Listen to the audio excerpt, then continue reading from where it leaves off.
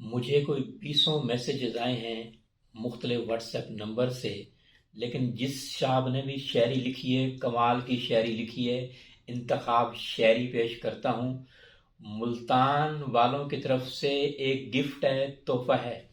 शायर कहते हैं, लिखकर सारी राम कहानी भेजूंगा, कागज पर पानी ही पानी भेजूंगा।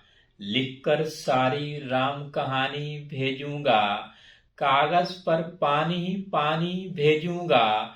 शायद अब वो मुझको ना पहचान सके, मैं अपनी तस्वीर पुरानी भेजूंगा।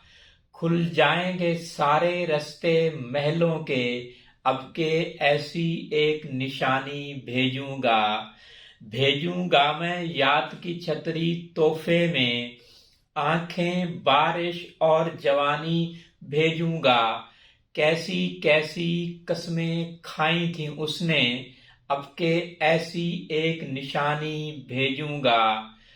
भेजूंगा मैं ढेरों उसको प्यार, और मीठा लहजा मुल्तानी भेजूंगा।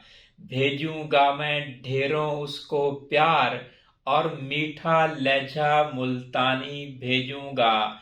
लिखकर सारी राम कहानी भेजूंगा, कागज पर पानी ही पानी भेजूंगा। शायद अब वो मुझको ना पहचान सके, मैं अपनी तस्वीर पुरानी भेजूंगा।